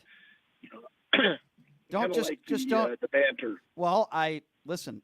I don't want people calling into this show, call after call after call, that agree with me. I'd prefer people like you calling into the show. A respectful. That does get old. Well, yeah, it does. But if you listen to conservative talk radio, that's all they do. You know me. Right. I'm not that guy. You know me.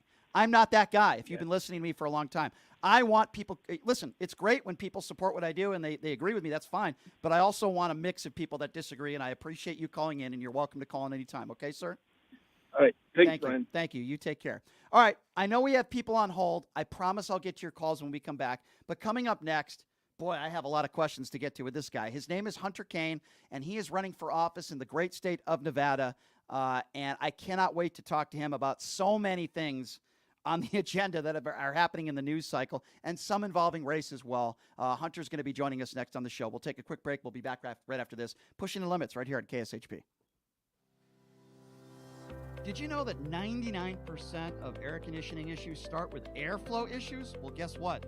Pioneer Air has your back. They've been operating for 20 years in the industry within the Las Vegas area, large enough to handle all your air conditioning and heating needs, but small enough to know your first name. Pioneer Air focuses on preventative care, much like wellness checks for humans. They believe in wellness checks for air conditioning and heating systems to extend the life of the system you own. So what are you waiting for? Schedule your wellness check with Pioneer Air today. The number to call is 702-831-4840. Here's the best news. Mention this ad and you'll receive 10% off. Call Pioneer Air today. 702-831-4840. That number again, 702-831-4840. Who would have thought there'd be so many kids playing ice hockey in the desert? Jake Helb's Hockey Foundation and the Las Vegas Ice Warriors, founded by Gina Yusufzai 8 years ago, made it possible for families who can't afford the equipment and fees. Donate today at www.hockeyforkids.org and help us continue making a difference. Join us in supporting Jake Helb's Hockey Foundation and the Las Vegas Ice Warriors, where every kid gets a shot at the starting line. Just a reminder, our website is www.hockeyforkids.org. Voters want safe gun reform, ban military assault weapons, including AR-15s, have universal background checks, and red flag laws. I am Eva Chase, a candidate for Nevada State Assembly District 16, U.S. Air Force veteran, college graduate, progressive independent candidate, fully transitioned transgender woman, former lieutenant governor candidate for Nevada in 2022, where I received 7,212 votes in the Democratic primary. Follow me on Facebook, X, Instagram, TikTok. Donate to my campaign bot fund account and stay progressive.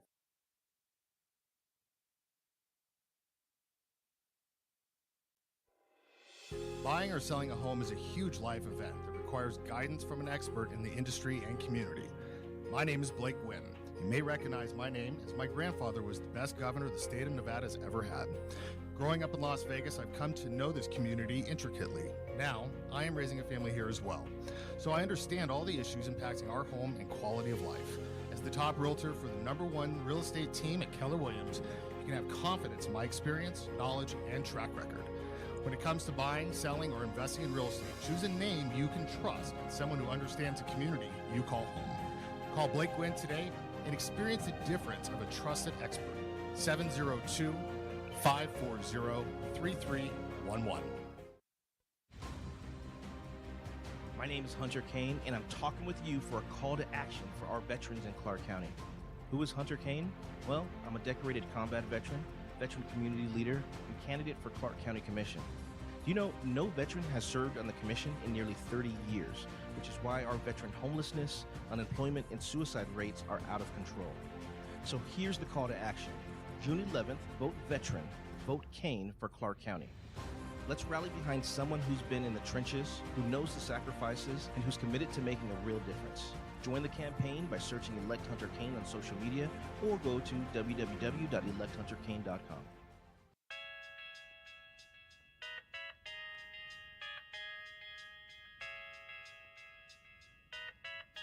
All right, welcome back. It is Pushing the Limits on a very busy Thursday news day. I have a reporter background. I'm excited for the speech tonight. I'll be honest with you. I'm kind of excited for it. Looking forward to it. And, of course, tomorrow on the show, Eric Swalwell is going to be joining us, Congressman Eric Swalwell, to give reaction to the speech. So I'm really I've never interviewed Eric before, so I'm really looking forward to that. Here's a guy in studio right now who I admire very much so, not just because of his service to this great country, but also the fact of all the kids that he's taken in, foster parented so many kids, and now he's put his name in the hat and he's running for office here in the great state of Nevada, filing the paperwork within the next 24 hours, I would imagine. Of course, I'm talking about Hunter Kane joining us, running, of course, as a Democrat. Hunter, it is great to see you again. I haven't called you Herman Kane yet, thank God. But Hunter, it's great to see you as always. How are you doing? Thank you. I'm doing absolutely well. Thank you. And you're right. So even though we're not officially filing until tomorrow, we've already started some of the campaign stuff. stuff. So it's from now until June 11th. It's just go time. Yeah, very busy time for you and so many other Yeah. candidates. So before we take phone calls, and we will be taking calls, and before we talk about some national and local issues, I did want to give you the opportunity to talk a little bit about some people that have endorsed you, some national endorsements, which I think is a really big deal. Talk a little bit about that. Absolutely. Thank you very so we actually just today, if you look online, it's an organization called Democrats Serve. It's a national endorsement, which is great. It's usually for those that have a service background. So not only because I worked for a member of Congress here, Dina Titus, not only because I was in the U.S. Army, but because of the stuff I still do when it comes to foster kids, when it comes to community programs, things like that. They join another national endorsement that we got a little bit earlier from Vote Vets. That's veteran-focused and forward organizations. And then between the last time in 2020 when I tried to run and now, I mean, we might be at 23, 24 endorsements. That's great. From a And lot this of different early, groups. this early too, that's very impressive. Yeah. You know, there are people that, you know, some people that I talk to only have a couple. So to have that many endorsements from some prominent organizations, some national organizations, I think it speaks volumes to you. And I think that's great. And there's a lot of yeah. local leaders. Yeah. So there's a lot of local leaders that we'll be announcing here pretty soon. Everything in its due Celebrities place. as well, perhaps. Celebrities also. I so like it. we will. Besides myself. Besides me. Well, I'm really happy to hear that. You're a good dude, and like I said, you serve this country honorably, and you know, you just want to do good for the community, and you have been doing that your whole life. Good for the country, risking your life for the country. So I'm really happy you're in this race, and boy, there's so much to talk to you about. Let me start on a national scale. Obviously, the big speech tonight. I've said that, you know, for Joe Biden, it might be the most important speech of his entire the most career. important one. Absolutely. You being a lifelong Democrat, right? What do you want to hear from this speech tonight? So I'm going to put myself on blast by saying a few different things. I think he has to be able to galvanize the Democrats, and I think the only ways that he can do that is he must call for a ceasefire. He must talk about gun reform. He must talk about different type of things when it comes to getting the Democrats back on his side.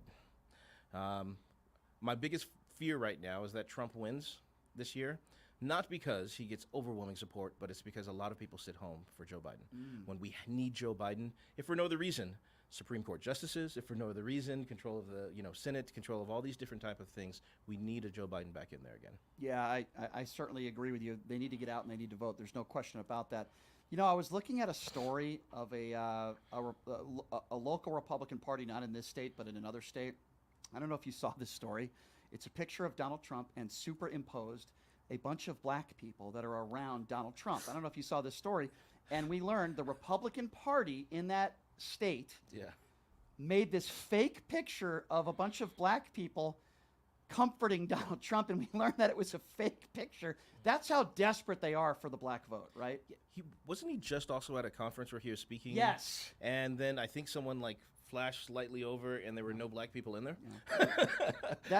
Were you offended as a black man? Were you offended when Donald Trump tried to compare himself to black people because he has a criminal record, right? Because he has a. I mean, I was so disgusted by that. I can't even imagine how somebody like you felt after that. It's kind of like you literally say, "What is the worst stereotype about someone?" And right. then if I'm going to promote that, then look at me. I'm close to you guys. You know, I eat chicken and watermelon, and I shuck and jive, and that makes me black. And I'm just like, dude, what are you? Not every black person does that. We're not a monolith. You know, it's kind of like. We are varied, but then on top of that, it's like, why are you pointing out that in? Why are you not saying, oh, look, you know, some kind of nice thing and compare it to black people? Or just say, you know, hey, I'm here to support you, regardless of if you've been in jail, regardless if you've done this, regardless of, but he's not thinking that way. There were a lot of black people across the country, not just people that look like me, minorities and particularly black, that were livid by those statements. And then he thinks he's trying to be funny when he says at the beginning of his speech, it's so bright in here, I can only see the black people. And first of all, even if he's joking, it's bad taste, number one. But what do you make of people in this country who are black or minorities in general that say that Donald Trump, he's so great for the black community? I don't understand where that comes from. So two different things. The first one is, you know, I think he's brilliant in saying what he's saying because it plays directly into his base. And if we're talking about a lot of the rural areas who aren't listening to media that much and do think these things about black people, it plays right into it. Look at that stereotype we can joke around into, which is disgusting in itself. And then, when it comes to other black people supporting him, I would push back a little bit on what you said, only because I don't think it's people supporting him because they think he's great. Again, I think the Democrats need to step up and show why we're the better party for every ethnicity that's out there right there. Well, I mean, the proof is in the pudding when it comes to how many minorities are in the Democrat Party as opposed to the Republican Party. Not many in the Republican. There's a few, not many. Yeah. It's not very diverse over there. No, it's not. And I think of Byron Donalds, who I just think is just a despicable person. I'm not going to say Tim Scott is a despicable person, but I think he sold his soul. Would you agree with that? Oh, yes. It's the same thing with, who's the other gentleman that died of the COVID? That was Herman also Cain. Herman. Yeah. We were just talking about him. Yeah. There's quite a few different ones that the are pizza just guy. out there. Yeah. The pizza guy. But then again, I would be lying to you if I didn't tell you that there were people that approached me from the Republican Party saying, hey, we heard you're planning on running. Why don't you run on the Republican side of the House? What do you say to them when they ask you that?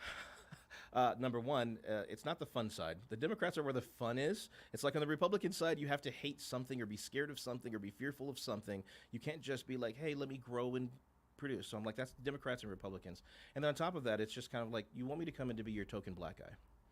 There's not many black Republicans running here in the state of Nevada. So if I go and I'm one of those people, then I can get a little bit of praise and a little bit of glory, and they'll support and things like that. I'm like, I'm nobody's token. Obviously, if I use a term like that, Republicans will call me a racist probably. Yeah. But when I look at Tim Scott, how do I not look at him like that, right? How do I not look at him like that, or a Byron Donalds, right? I mean, it's just we can cross the other race too. I mean, if you're talking about what was it, Vivek? I can never pronounce his name. Vivek Ramaswamy, yep.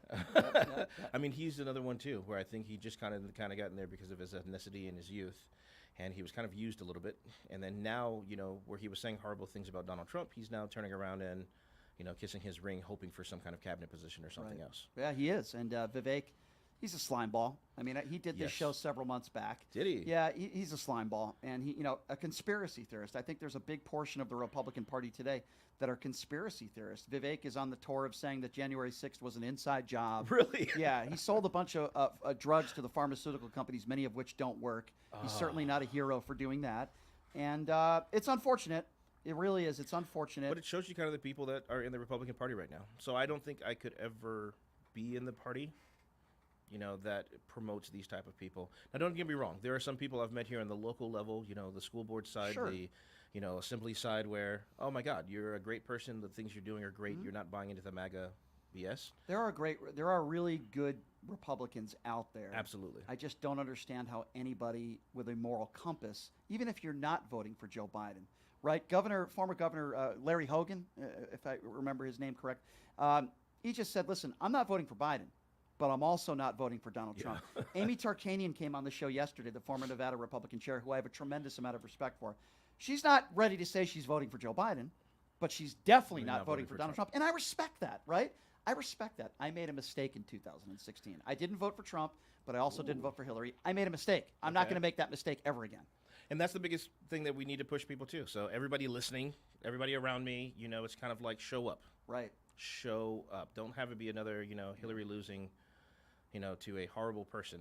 And then, what do they keep saying? Elections have consequences. Yes, they do. So a lot of these Supreme Court justices that are turning over things, a lot of the state houses that are now implementing new rules and all these different things, it's the people that we vote for. Hunter, what do you make of a guy like a Clarence Thomas, who I call his wife an insurrectionist? A guy like Clarence Thomas, who's been on the Supreme Court for how long now? Yeah. I mean, I kind of want Joe Biden. He won't do this, but it's not who Joe Biden is.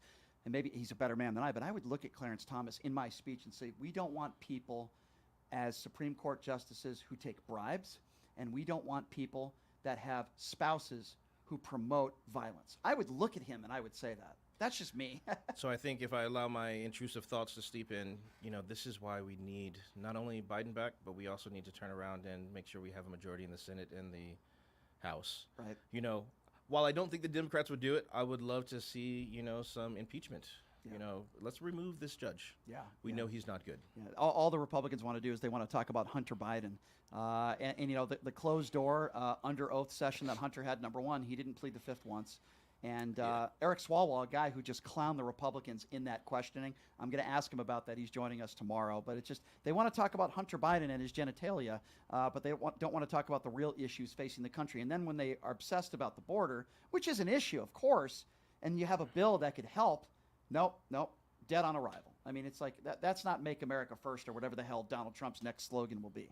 Nobody cares about the Hunter Biden story.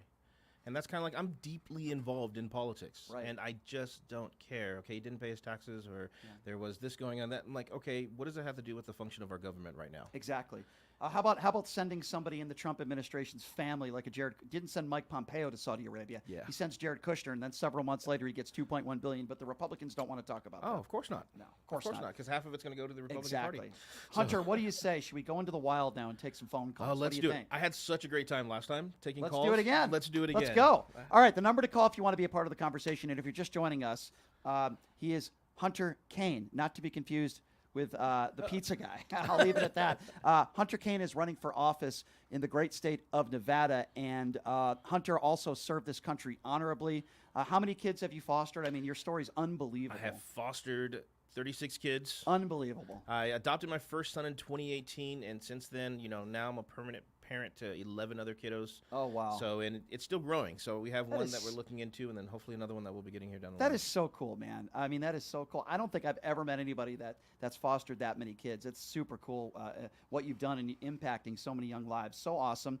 And he's running for office. So we don't want you just to vote for Joe Biden or anti-Donald Trump. We also want you to vote for Hunter. Let's take some calls. 702-221-7283. And again, the number if you want to be a part of the conversation, 702-221-7283. Let's go to Rodolfo, who's calling us, I believe, from Mexico. Rodolfo, thank you for calling in. What's on your mind? Hey, Brian, what's up, Hunter? How you guys doing? Good. Thanks for calling in. What you got for us?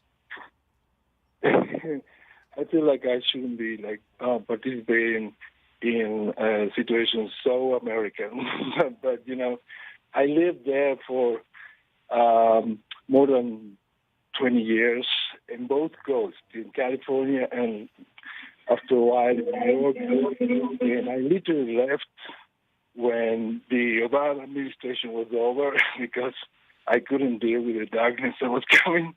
Right. And moved to Mexico. I'm originally from Argentina, and I'm an artist.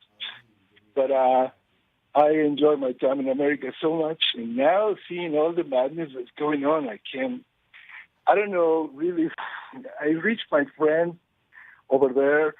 I have a little connection with people like David Pacman and stuff like that because of the same country of origin and all that. But I talk to my friends, my regular friends, people I used to work with and stuff.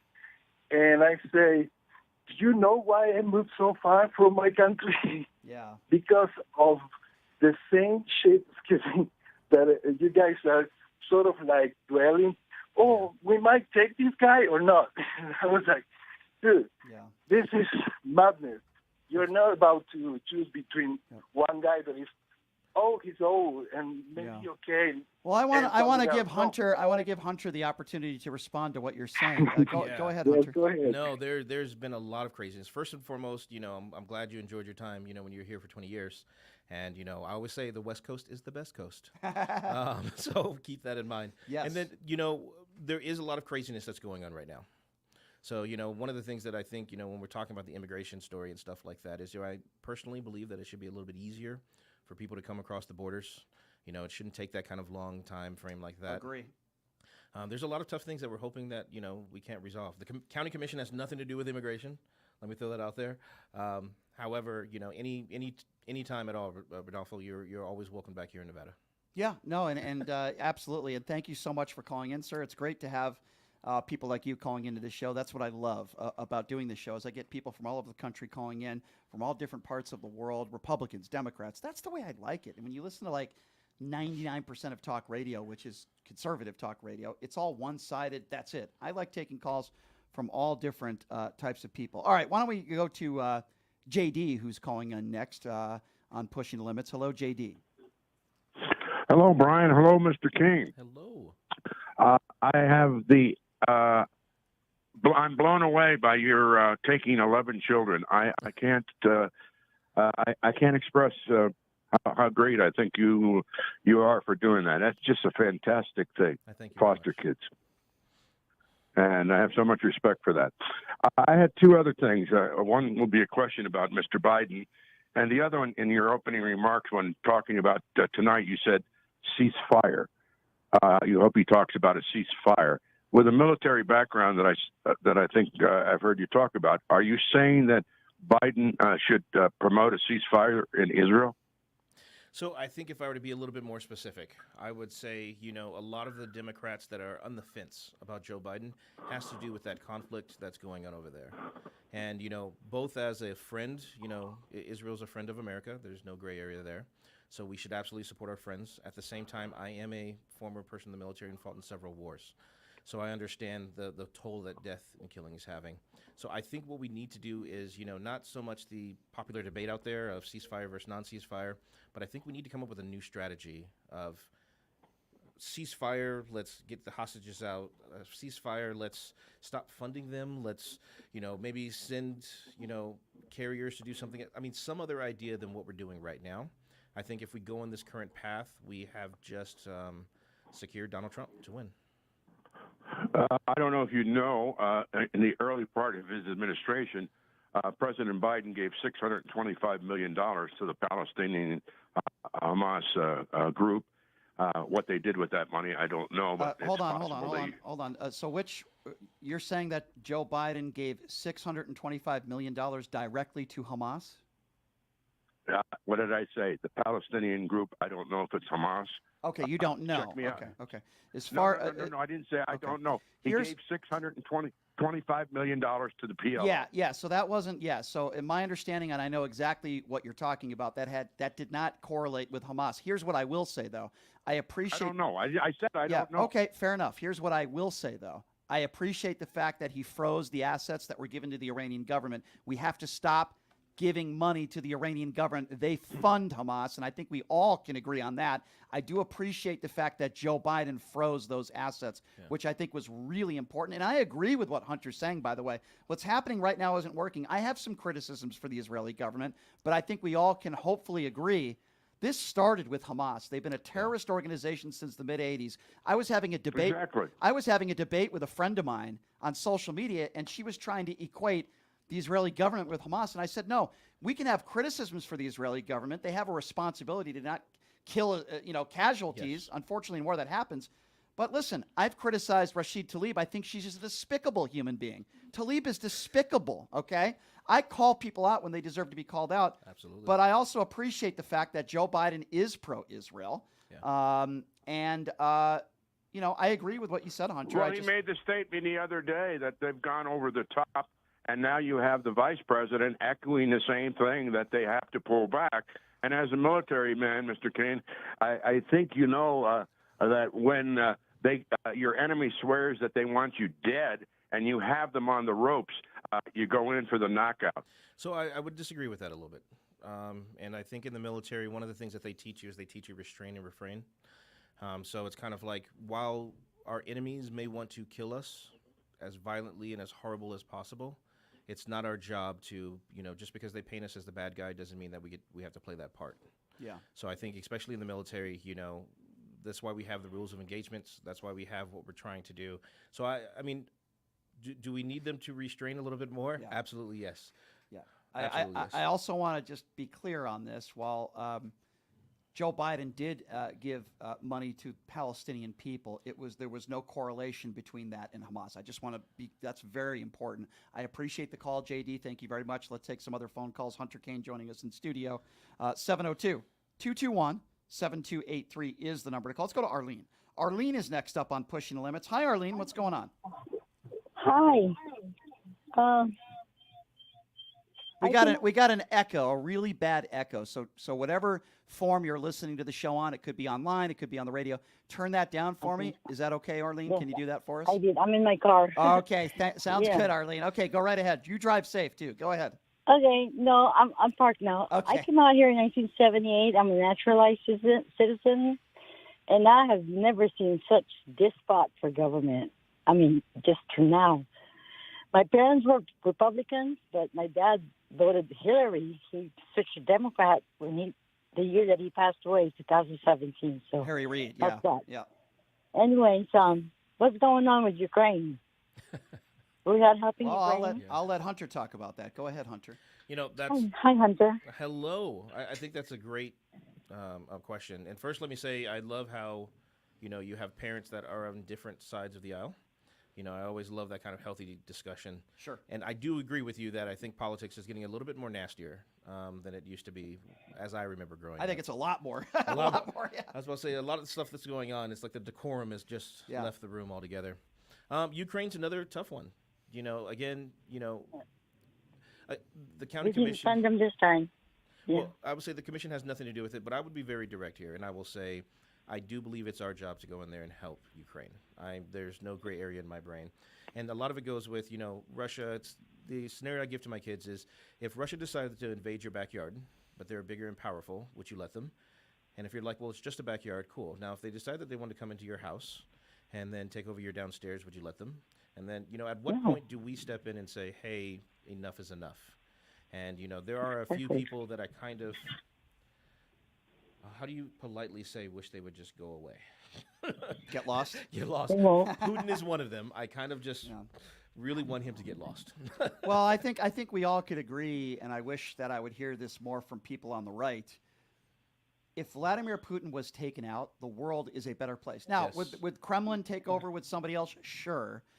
Vladimir Putin needs to be taken out. I feel the same way about Kim Jong-un. These are two radically dangerous, evil, murderous dictators. I don't understand why there is such a Putin, as Liz Cheney said, a Putin wing of the Republican Party who seems like they want Russia to win the war. You can't tell me Tucker Carlson doesn't want Russia to win this war in the Ukraine. He does. And there should be no... That's like saying we want Hamas to defeat Israel. I mean, it's just as bad. We have Hamas that's committing genocide. That's what Vladimir Putin is doing in Ukraine. The exact same thing. So let me ask. See, the thing of it is, the MAGA Republicans, they want to hand Ukraine down to Putin in a silver platter like they did Syria. Right. Remember Syria? Yes, I do, and you're right. Yeah.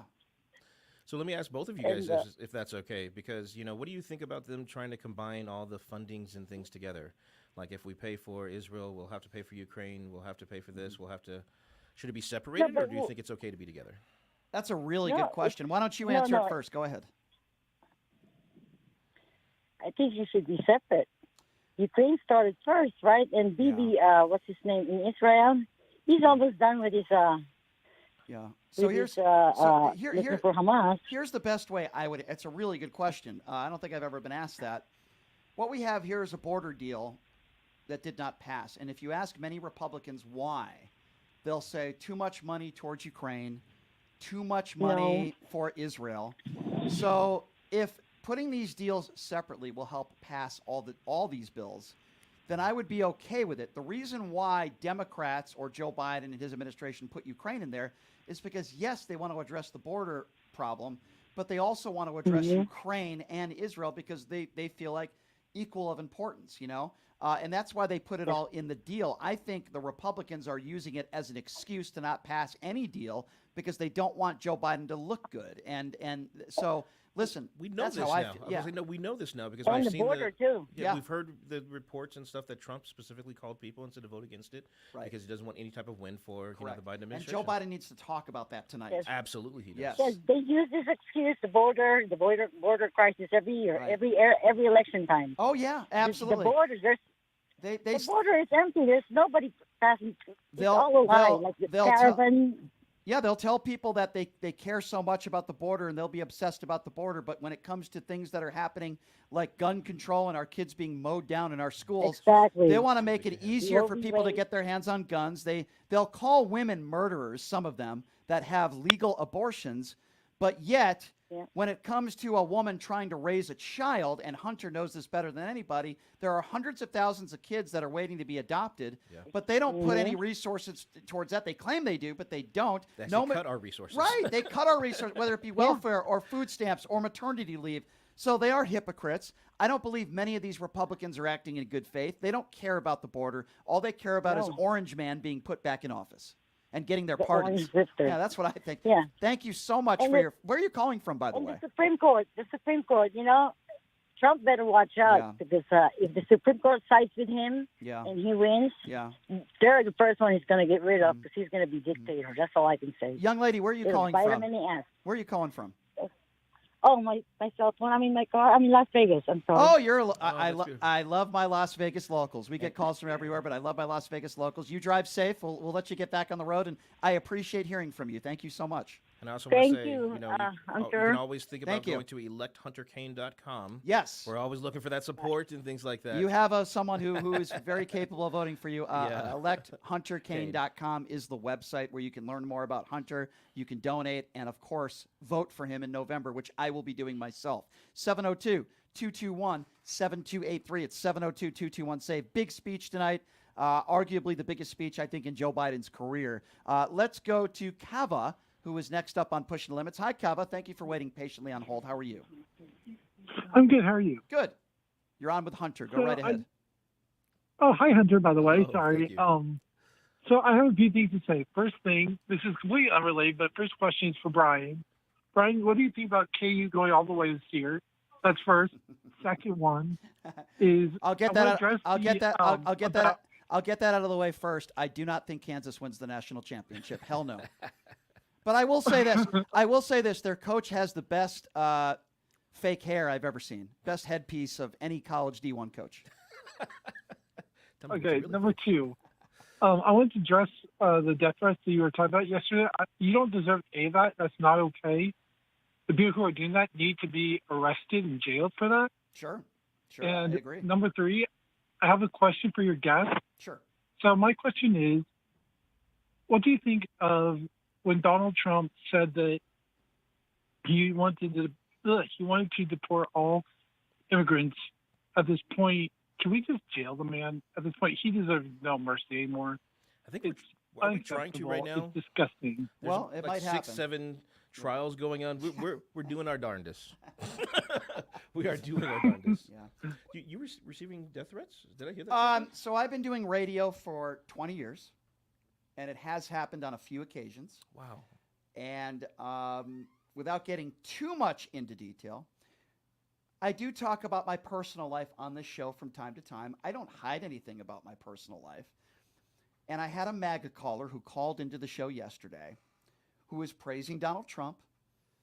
And I asked him what I believe to be is a very simple question and a fair question, which is, when you wake up in the morning and look in the mirror, how can you stand there and support a liable, sexual abusing rapist? That's what the language that the judge used, and that was a jury of his peers that found that he sexually abused a woman. I think it's a very fair question. It is. And he responded as sort of a put down to me, as if it's bad when somebody files a restraining order against somebody. And he said, oh, you're the one who filed the restraining order. Now, and I thought to myself, why is that a bad thing? You're protecting yourself from somebody that sends you a death threat, again, without getting too much into detail. But that's the way some of these people think. You put them in a corner. And listen, I've received some very strange letters from some people that are mentally deranged. You're always going to have people that are going to disagree with you. In fact, I enjoy having people that disagree with me. Me too, yeah. But some of those people that disagree with you, some are going to be deranged people. And you have to be prepared for that, and you have to take the necessary precautions. And that's what I did in that situation. And, that's about all I'll say to that. Well, first, I'm glad you're safe, and Thank hope you you. stay that way. Thank you. I think this is like John McCain. I had a heck of a whole lot of respect for him when he was alive. And I remember that he used to talk about, yes, we used to get in front of the cameras and rail in this, but then you would go after the cameras and go have coffee with the person and dinner with the person. And, they understand that there's a little bit of theater in politics. And I think, at least with this newer group of people coming into Congress and positions of leadership, I think they see the rabble-rouser and they think that that's the entirety of politics. So as long as you have the Marjorie Taylor Greenes up there who just, I'm going to be as obnoxious as possible, in everything I do, they don't understand that people are listening to them. They believe that this is how life is supposed to be. And then, yes, we should make death threats. And then, yes, we should turn around and, there's how many different people in the past 2 years that have tried to kill elected officials. But you know what? You know what's really, you reminded me of a situation, right? The Steve Scalise shooting, if you recall. I do. On the baseball field. Horrible situation, deranged individual. I guess was a Bernie Sanders supporter. I don't know if that's irrelevant to the story. But anyway, terrible situation, right? So we heard all these Democrats that were saying thoughts and prayers to Steve Scalise. We want him to make a full recovery, so on and so forth, right? And even after that happened to Steve Scalise, who I don't think is a very nice human being, by the way, and I rooted for him to make a full recovery, he's done nothing when it comes to gun violence in this country. In fact, he's made it easier for bad people to get their hands on guns. And a step further, he has cancer. He voted against stem cell research. Stem cell research has been used to help cure the cancer that he has. So if it's okay for him to use it, if he has cancer, and even a step further, he's been an anti-masker since day one. Wow. When Steve Scalise has cancer, he's been wearing a mask for several months in the House chambers. So it's okay for him to wear a mask when it's appropriate for him, for his health. It's okay for him to use stem cell research. And, it just, many of these far-right Republicans, until it happens to them. Dick Cheney, our former vice president, was very anti-gay, very anti-LGBT community. Until he and Liz Cheney found out that their family member was gay. His daughter. What is wrong with these people? Why can't they just put themselves in other people's shoes? Yeah. Hunter, why can't they do that? I've been wondering that for many, many years now. Many, many years. It's just something that I don't want to call it the new norm, but it seems to be the new normal. That this is what it is. So I have two last questions. Sure, The go ahead, second shoot. Question is, do you both think Tennessee can go blue in 2024 going forward? Say that again? He asked if he thinks Tennessee can go blue moving forward. I don't know. That's a tall task. I'm not sure if it'll be this cycle. I do think that, yes, within probably the next 10 years, yes for them. Yep. I would also predict Texas. I'd predict Georgia becomes solidly blue, and probably 2 or 3 other different states. Yep. Go ahead, Kava. You had one Okay. more for us. Go ahead. Yeah, and last one. I was wondering what you guys think. Do you think we can get this done? In all honesty, do you think we can get this done and take down Donald Trump once and Yes. for all? Good question. My immediate answer is yes. I'm going to thank you, by the way, for the call, Kava. Good questions. I'll let Hunter answer that, too. I would say not only yes, but I think one of the things that I would love to see is a larger focus on the local elections. I think if you can energize the people, running for the school board, of course, county commission, state legislature, that energy from the down below will resonate up. I know we usually do top down, but I think this time we should do bottom up. It will be good. And I agree, and I think today's a big step towards that. I really think that Joe Biden needs to do a good job tonight. And I know it's a prepared speech, and I know his people wrote the speech for him, as any president. But he needs to show some conviction tonight. A little bit of anger would be okay with me. And I wish he would reach across the aisle and bring up Nikki Haley's name today and say, "Listen, I would never say the things about your husband that Donald Trump said." As you know, Nikki Haley's husband's serving. And Donald Trump was mocking her husband. Where's Nikki Haley's husband? Well, he's risking his life for you, you frickin' idiot. Yeah. And that's something that you did in your career. Can you please talk to me, because we have a couple minutes left here, about your website? Because I want people, obviously people across the country, they could be watching on the Occupy Democrats Network. We're averaging about 50,000 views a day of this show, which is awesome, man. I feel so humbled by all the people that love the show, and I get emails from people every day. But how can people follow you and go to your website? They can help in so many different ways. So the easiest way is to go to electhunterkane.com. I would love for you guys to subscribe so we can send you out, keep you updates on what's going on in our campaign. If you are here local, we are always looking for canvassers. We are always great for that. If you can support, give money, that's great. If not, phone banking. If not doing that, we have probably 6 or 7 things that you can do not being here locally to help support the campaign. And then, of course, on all the social medias, look up electhunterkane.com. electhunterkane.com. And I will say this in closing. Hunter is everything I want in an individual representing me. He served this country honorably. He risked his life. 3 wars. Are you kidding me? Unbelievable. And all the foster kids that he's brought in. He's a wonderful person, very intelligent and well-educated. He's exactly the type of person that I want representing me. And that's why, like I'll be voting for Joe Biden in November. I'll also be voting for Hunter Kane. It's not even a thought for me. And unlike some people in this town who just wants somebody's money for an endorsement. That's not me, okay? I want to meet the person. I want to talk to them. It's one thing if somebody advertises, but I don't just endorse somebody for that reason. I need to meet them. I want to talk to them. And Hunter absolutely has my support. And somebody else who got, I'll support Eric Swalwell any day of the week. He's joining us on the show tomorrow. I'm looking forward to the speech tonight. We'll see what happens, Hunter. And great to see you as always. ElectHunterKane.com. Please check out his website and tell him I sent you. And Hunter, it's always a pleasure, my friend. We will see you soon. And it's always plenty to talk about with you. So I appreciate you being here. Thank you very, very much. All right, there it is, Hunter Kane, everybody. We'll see you tomorrow. Eric Swalwell is joining us on the show tomorrow. That's going to be fun. We'll see you tomorrow, everybody.